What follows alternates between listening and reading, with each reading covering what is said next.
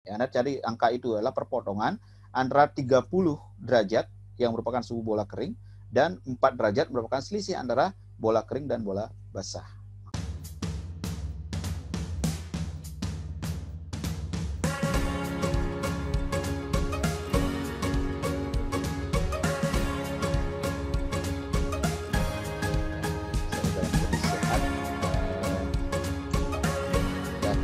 Masuk ke materi ke-6 sesuai dengan topik. Kita lanjutkan ke materi kelembaban udara ya.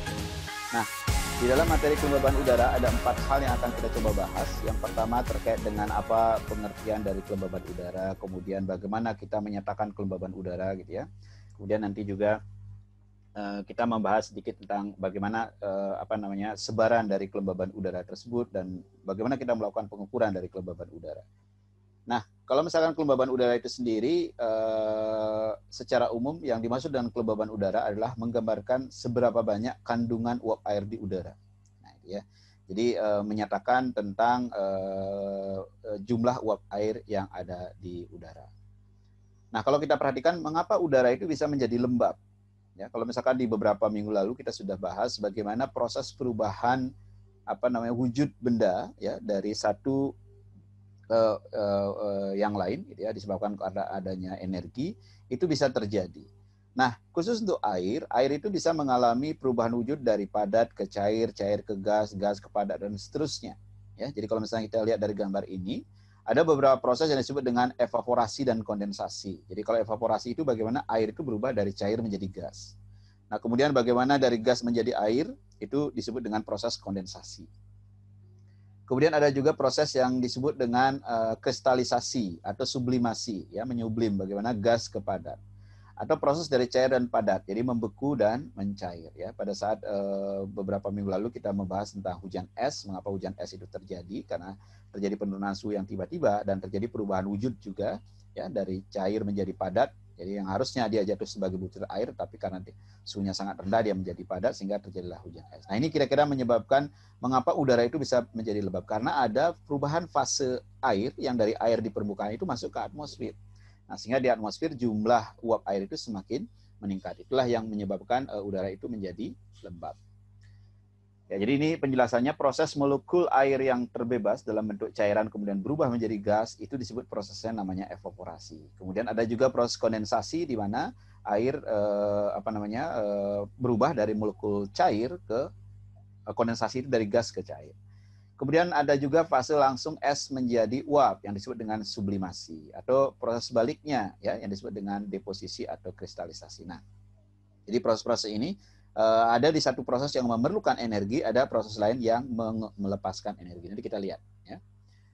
Nah, kemudian kalau misalkan kita lihat di sini dalam suatu wadah, misalkan bayangkan sebuah botol hipotetis gitu ya, di mana di dalamnya berisi air murni dengan permukaan datar yang volumenya atasnya itu tidak mengandung uap air. Jadi tidak ada uap air di atasnya. Nah, setelah beberapa waktu terjadi, maka akan terjadi proses penguapan. Ya, jadi ada proses penguapan di awal. Pada saat proses penguapan di awal itu, evaporation rate-nya itu meningkat, sangat tinggi.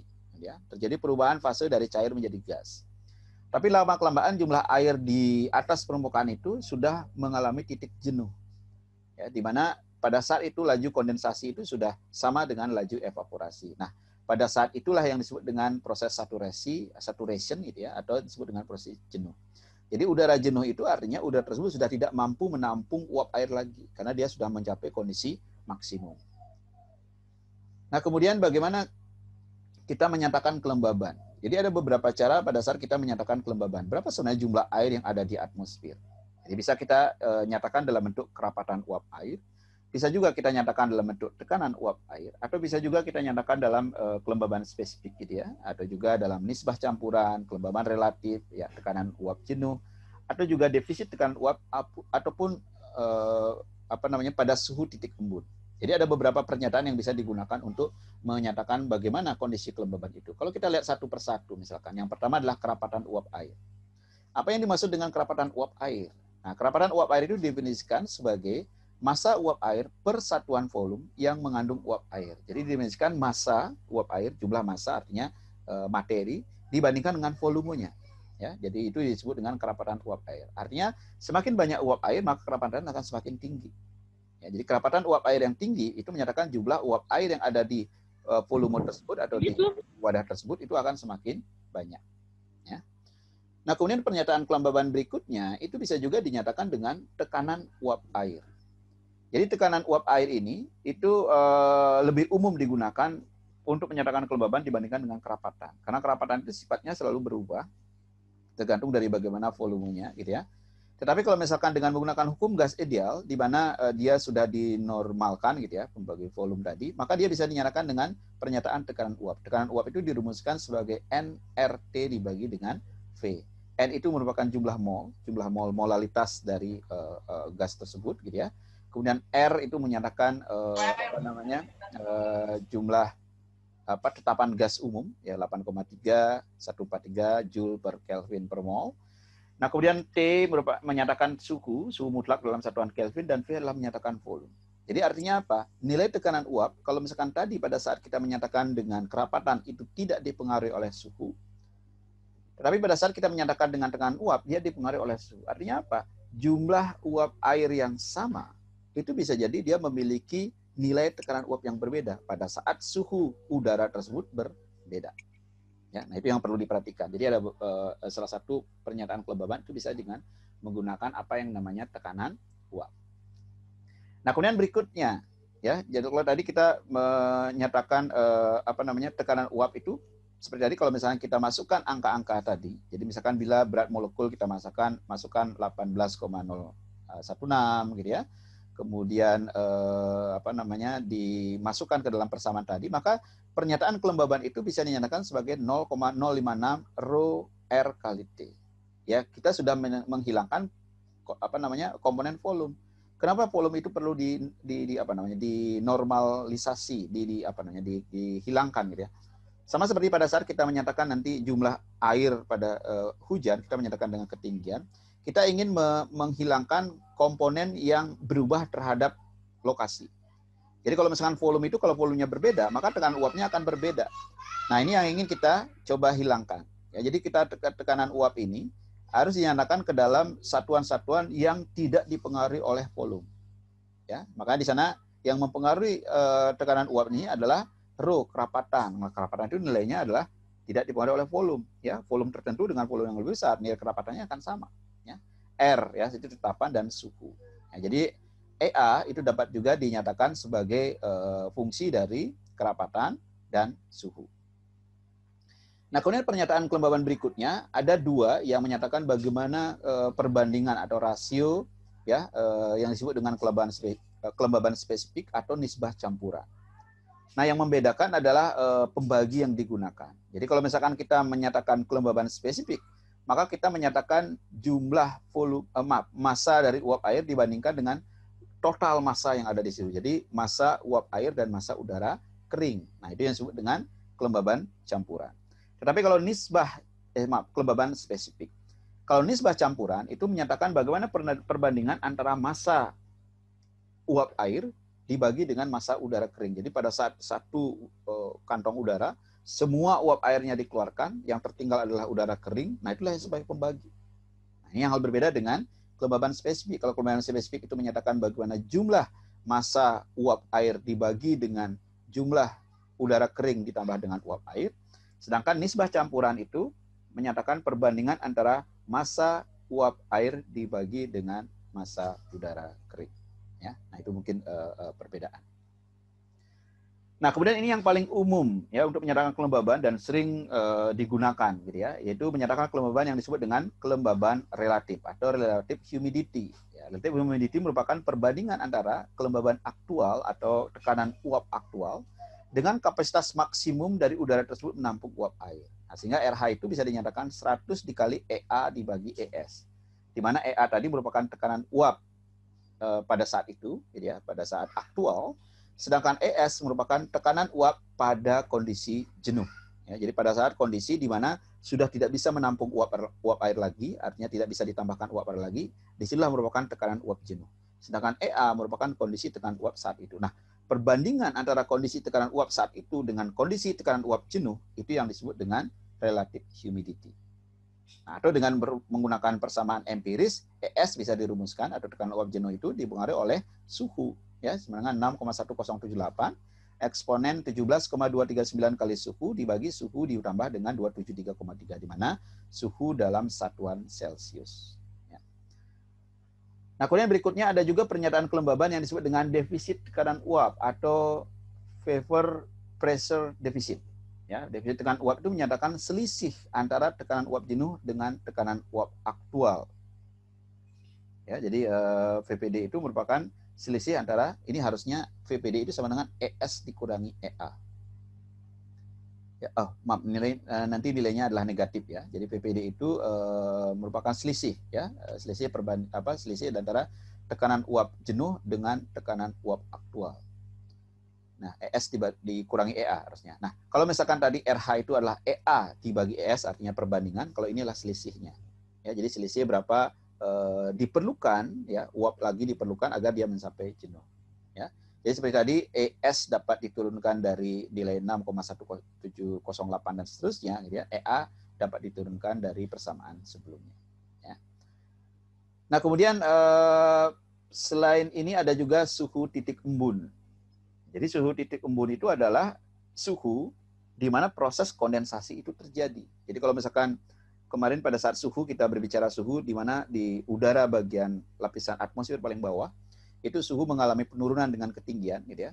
Nah, jika suhu itu menurun dengan ketinggian sampai dengan kondisi tertentu, dia akan mengalami suhu di mana disebut dengan suhu titik embun. Jadi pada kondisi itulah sudah terjadi pembentukan awan, sudah terjadi proses kondensasi, sudah terjadi pengembunan yang disebut dengan batas bawah pembentukan awan. Jadi pada saat terjadi pengembunan, maka kondisi yang akan dicapai adalah EA itu sama dengan ES. Udara sudah menjadi jenuh. RH sama dengan 100%. Jadi RH sama dengan 100%, artinya EA per ES sama dengan 1. Artinya EA sama dengan ES. Ya. Nah, kemudian pada saat suhu titik embun, berarti VPD sama dengan berapa? VPD sama dengan ES dikurangi EA. Karena ES sama dengan EA, maka VPD sama dengan 0. Jadi pada saat kondisi jenuh, maka suhu titik embun itu tercapai, EA sama dengan ES, VPD sama dengan 0. Nah, apa yang terjadi kalau terus terjadi penurunan suhu? Bila terus terjadi penurunan suhu atau terjadi penambahan uap air, maka akan terjadi kondensasi. Maka hujan itu akan butir-butir hujan itu akan terbentuk. Jadi pada saat udara itu bergerak ke atas, dia bergerak ke atas, kemudian sampai pada kondisi disebut dengan titik embun, di mana terjadi proses kondensasi, terus terjadi pengembunan, terakumulasi. Nah, itulah akan jatuh sebagai hujan. Ya, itu prosesnya seperti itu. Jadi di sana proses kondensasi ini juga akan menjadi awan dengan titik embun terjadi pada aras kondensasi. Jadi aras batas bawah kondensasi yang menjadi batas bawah pembentukan awan. Ya. Nah, kemudian setelah kita mengetahui bagaimana kelembaban itu dinyatakan, jadi ada banyak atau berbagai cara dalam menyatakan kelembaban. Seperti tadi ada dengan dengan menyatakan bagaimana suhu titik embun, ya, dengan RH, tekanan uap, kemudian tekanan uap jenuh, kemudian dengan defisit tekanan uap, ya, dengan mixing ratio dan lain sebagainya. Maka kalau kita ingin lihat sebenarnya apakah kelembaban itu sama di setiap tempat? Apakah kelembaban itu juga sama di setiap waktu? Nah, ini kita akan bahas di bagian ketiga, yaitu tentang sebaran dari kelembaban udara. Nah, kalau kita lihat gambar ini menyatakan profil atau sebaran relatif dekat permukaan, ya, kelembaban udara rata-rata pada bulan DJF, Desember, Januari, Februari, dan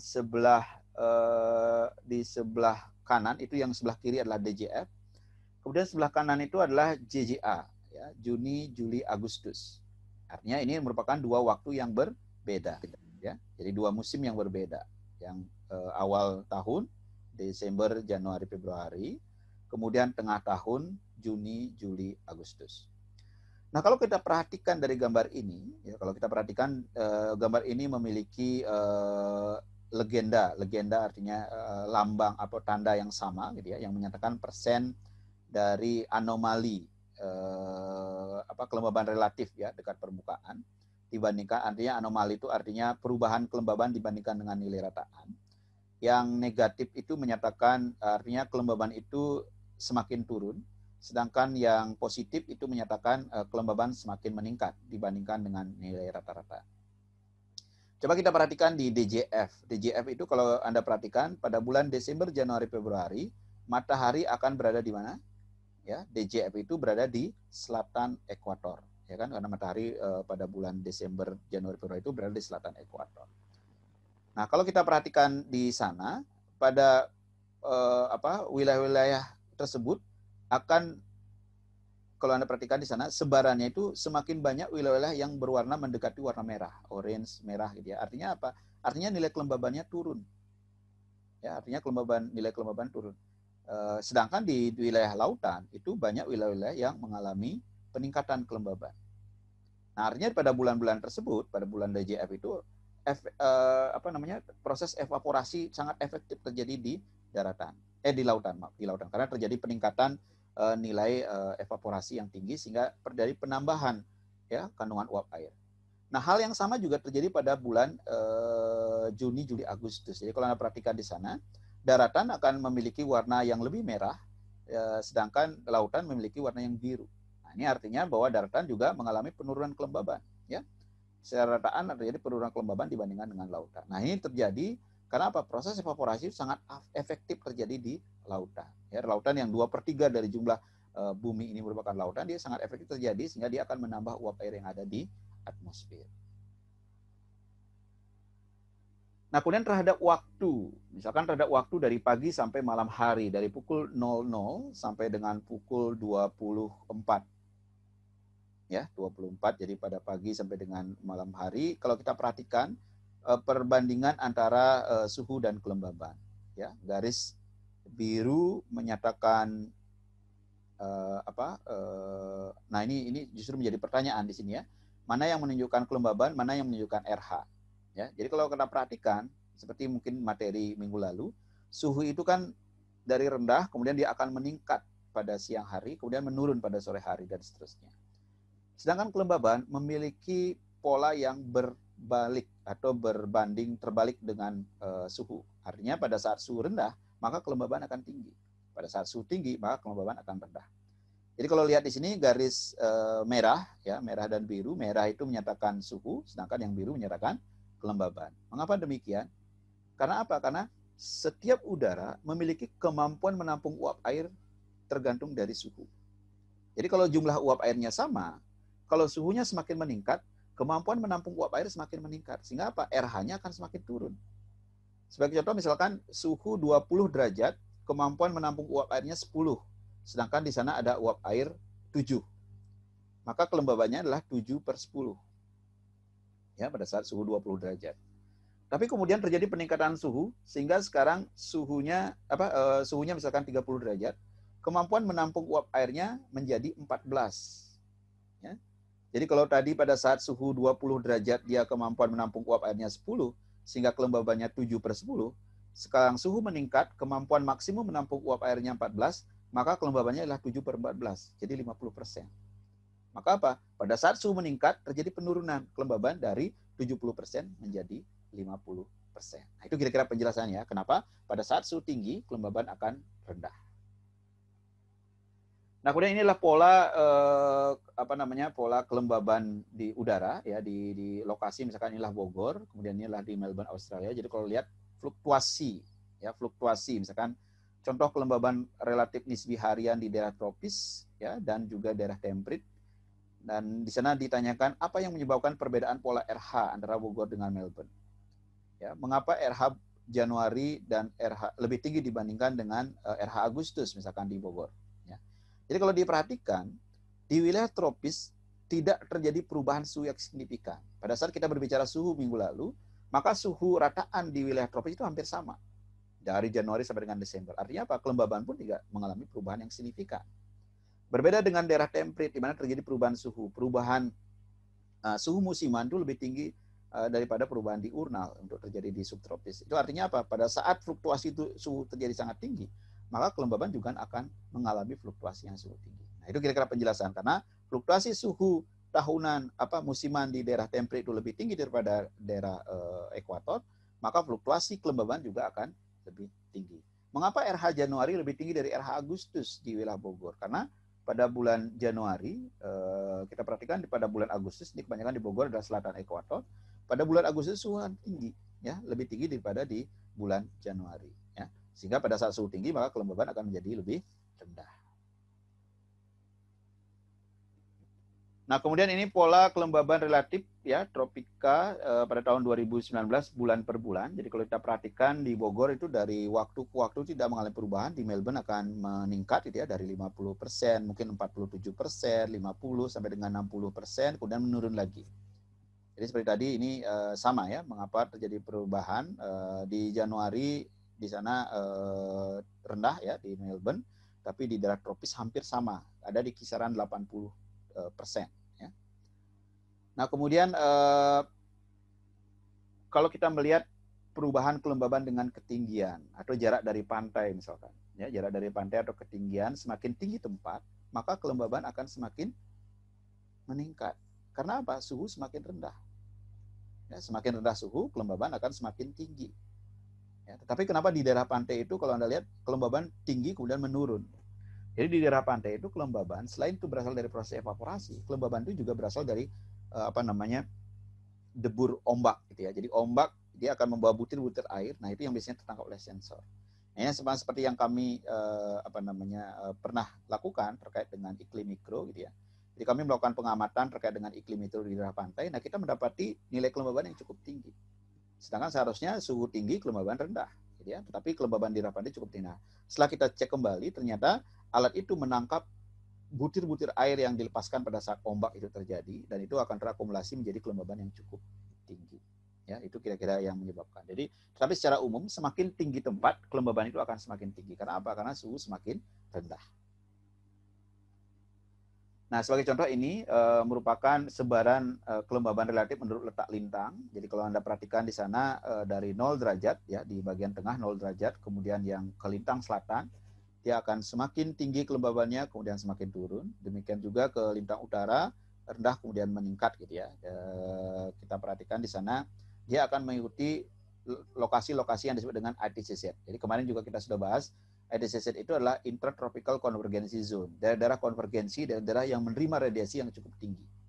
Artinya apa? Daerah-daerah tersebut akan memiliki suhu tinggi, tekanan rendah, dan sehingga dia akan terjadi proses evaporasi yang cukup tinggi. Ya, sehingga proses evaporasi yang efektif itu tersebut akan mampu meningkatkan kelembaban. Ya. Jadi wilayah-wilayah itu akan merupakan daerah yang sangat efektif terjadi curah hujan yang cukup tinggi, kelembaban juga akan meningkat. Jadi ITCZ merupakan kelembaban yang cukup tinggi. Nah, ini kalau misalkan kita bandingkan bagaimana hubungan antara suhu dengan kandungan uap air di gambar sebelah sebelah kanan Anda, ya, sebelah kanan itu menyatakan pada sumbu X itu menyatakan suhu, kemudian pada sumbu Y menyatakan kelembaban jenuh.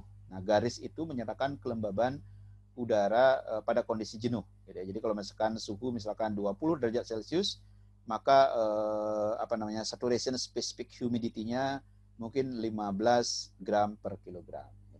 Jadi itu yang menyatakan. Nah, di bagian kanan itu disebutkan, di bagian kiri maaf, jika udara jenuh mendingin dari 30 derajat Celcius menjadi 25 derajat Celcius, jadi terjadi penurunan dari 30 menjadi 25, artinya 5% penurunan, maka tekanan uap jenuh akan menurun dari 27,7 menjadi 20,4. Jadi terjadi penurunan sebesar 7,3 gram per kilogram. Ya. Jadi kondisi kemampuan pada saat air itu pada saat udara itu berada di 30 menjadi 20, kemampuan udara untuk menampung uap air itu menurun. Ya. Kalau misalkan pada saat suhu 30 dia mampu menampung uap air dengan komposisi 27,7 gram per kilogram. Nah, kemudian pada suhu 25 derajat Celcius dia mampu menampung uap air 20,4 ya, gram per kilogram. Jadi artinya dengan penurunan 5 derajat Celcius ya namun demikian kalau kita perhatikan di sana, kalau misalkan kita turunkan dan suhu yang berbeda, misalkan dari 5 derajat ke 0 derajat dengan jumlah penurunan yang sama. Nah, itu ternyata penurunan kemampuan untuk menampung air itu berbeda. Kalau tadi terjadi penurunan kemampuan menampung uap air itu 7,3 gram per kilogram. Tetapi pada suhu rendah, pada saat suhu turun sama, kemampuan menampung uap airnya juga menurun, tapi tidak sebesar tadi. Ya, sebesar hanya 1,7 gram per kilogram. Artinya apa? Artinya kemampuan uap air untuk menampung uap air sampai jenuh, kemampuan udara untuk menampung uap air sampai jenuh itu sangat tergantung oleh suhu. Ya, jadi sangat tergantung oleh suhu. Nah, itu kira-kira yang bisa dijelaskan tentang bagaimana sebaran. Jadi kalau misalkan suhu berbeda, maka nilai kelembaban juga akan berbeda. Artinya apa? Pola kelembaban sangat mengikuti pola suhu yang kita pelajari pada minggu lalu.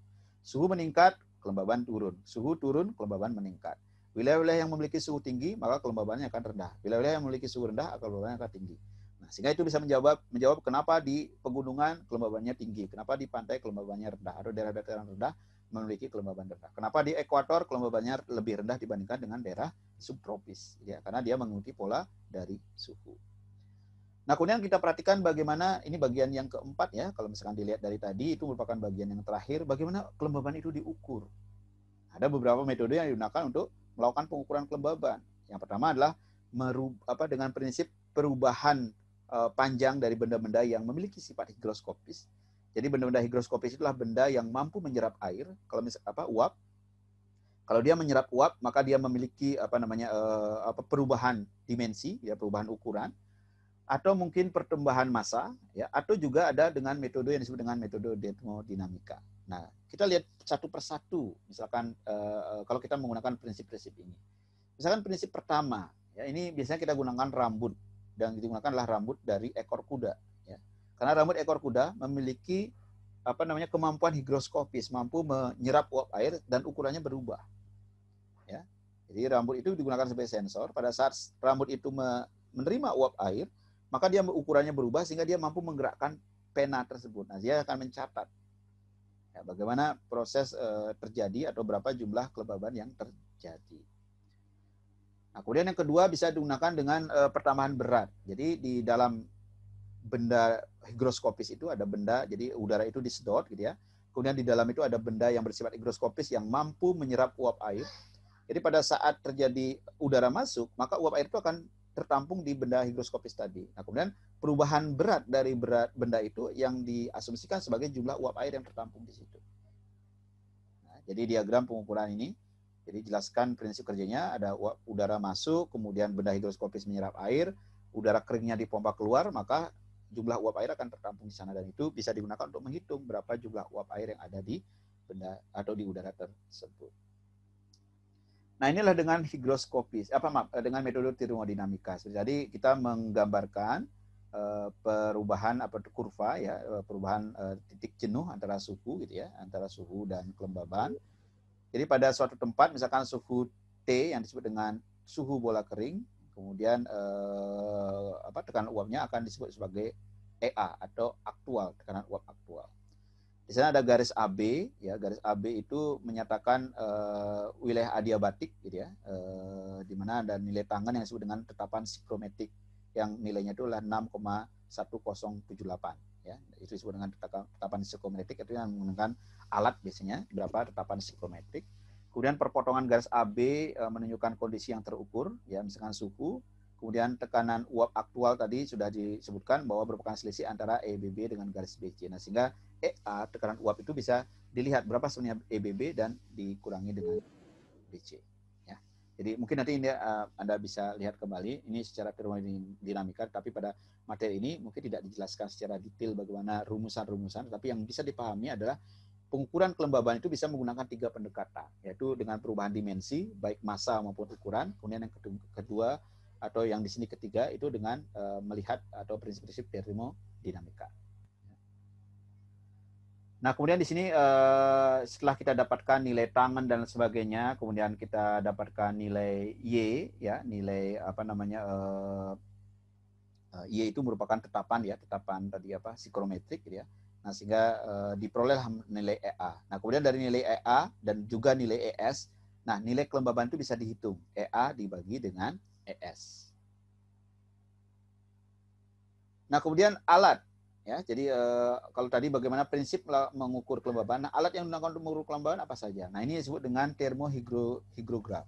Ya, termohigrograf sama dengan mengukur suhu itu termometer, termohigrograf itu mengukur kelembaban. Jadi alat ini menggunakan prinsip sensor rambut seperti tadi yang dijelaskan. Kemudian untuk mengukur kelembaban dengan menggunakan bimetal sebagai sensor suhu udara. Jadi ada suhu udara, bimetal, kemudian suhu udara itu ditransfer ke rambut tadi. Nah, itu akan menggunakan menggerakkan pena tadi. Nah, sehingga dia bisa menunjukkan berapa jumlah kelembaban, ya. Kedua sensor itu dihubungkan secara mekanis ke jarum penunjuk, ya. Kemudian alat mencatat suhu dan juga kelembaban dalam waktu yang otomatis, yang bersamaan secara otomatis di dalam pias. Nanti bisa dilihat bagaimana hubungan atau korelasi antara suhu dan kelembaban. Nah, kemudian ada yang kedua, ada disebut dengan sikrometer. Sikrometer itu adalah alat yang di dalamnya ada dua termometer yang disebut dengan termometer bola basah dan termometer bola kering, ya. Dry bulb thermometer dan wet bulb thermometer. Jadi selisih antara keduanya. Jadi kalau misalkan wet bulb itu yang termometer bola basah, sensor termometer itu dibungkus dengan air. Artinya apa? Kondisi sekitarnya selalu dalam kondisi jenuh. Ya, sehingga suhu itu menghitung berapa kondisi suhu titik jenuh, ya, titik embun. Nah, kemudian pada saat termometer bola kering itu menyatakan kondisi aktual. Nah, perbandingan antara termometer bola basah dan bola kering itu bisa digunakan untuk menyatakan berapa kelembaban. Nah, inilah sikrometer juga, sikrometer yang umumnya dipasang di sangkar cuaca. Jadi kalau misalkan Anda pernah ke Baranang Siang, di kampus Baranang Siang, di depan kampus Baranang Siang itu ada stasiun cuaca di sana. Kemudian ada bentuk yang seperti sangkar. Nah, di dalam sangkar cuaca itu ada beberapa termometer. Salah satunya adalah termometer bola basah dan bola kering yang disebut dengan sikrometer. Ya, jadi bentuknya seperti ini, ada termometer bola kering, kemudian termometer bola basah yang terbungkus oleh air. Nah, kemudian bagaimana kita menggunakan informasi termometer bola basah dan bola kering untuk menghitung kelembaban? Salah satu caranya adalah dengan menggunakan tabel. Nah, inilah bentuk tabel, ya. Jadi mengukur RH berdasarkan pembacaan sikrometer dengan menggunakan suhu bola basah dan bola kering. Jadi sebagai contoh ini kita memiliki nilai suhu bola kering itu 32 derajat Celcius. Kemudian suhu bola basah adalah 28 derajat Celcius. Nah, yang pertama harus diperhatikan di sini adalah berapa depresinya, berapa perubahan antara suhu bola kering dan suhu bola basah. Dari soal contoh ini, suhu bola kering itu adalah 32, suhu bola basah adalah 28, maka selisihnya adalah 4 derajat. Maka kita cari nilai nilai nanti 4 derajatnya ada di mana, ya. Nah, di sumbu kiri ini sumbu kanan mungkin ya di Anda. Sumbu kanan itu merupakan nilai suhu, ya, suhu bola kering. Jadi Anda cari kalau suhu bola keringnya 32, kemudian selisih suhunya itu adalah 4 derajat Celcius, maka didapatkan nilai kelembaban adalah 73%. Ya, Anda cari angka itu adalah perpotongan antara 30 derajat yang merupakan suhu bola kering dan 4 derajat merupakan selisih antara bola kering dan bola basah. Maka Anda dapatkan nilai 73. Artinya dengan kondisi suhu bola kering 32 derajat, suhu bola basah 28 derajat, maka nilai kelembabannya adalah 73%. Ya. Nah, kemudian berikutnya terkait dengan bantuan titik embun. Nah, ini tabel yang berbeda, ya. Yang kalau tadi menyatakan berapa kelembaban, nah kalau ini adalah kita menghitung yang namanya titik embun. Dengan kondisi yang sama, misalkan suhu bola kering 32, suhu bola basah 28, dengan selisih 4 derajat, berapa sebenarnya titik embun di wilayah tersebut? Jadi kalau dengan tabel ini kita lihat, maka suhu titik embunnya adalah 27 derajat. Jadi Anda cari di bagian kanan itu nilai 30, karena dia 32. Kemudian di bagian atas itu angkanya 4, kemudian cari perpotongan di situ, 34 dan 2, Anda dapatkan nilainya adalah 27. Betul ya? 27 derajat ya, 27 derajat. Artinya apa? Udara kondisi ini dia akan mengalami proses kondensasi, sudah mulai mengalami proses pengembunan saat udara tersebut mengalami suhu 27 derajat Celcius. Jadi pengembunan tidak harus 0 derajat. Ya. Dia mengalami sesuai dengan kondisi kondisi udara pada saat itu. Jadi kalau udara yang tadi bersuhu 32 derajat Celcius tadi, kemudian dia bergerak ke atas, kemudian dia mencapai suhu di sana 27 derajat, maka uap air yang ada di dalam udara tersebut akan mulai mengalami pengembunan. Ya itu kira-kira ya. Jadi suhu titik embun sama dengan 27 derajat Celcius. Baik, nah itu kira-kira yang terakhir yang bisa disampaikan ya terkait dengan materi kelembaban dan bisa memberikan manfaat untuk Anda ya. Mungkin itu yang bisa disampaikan. Terima kasih, selalu jaga kesehatan. Saya akhiri kuliah hari ini. Selamat siang.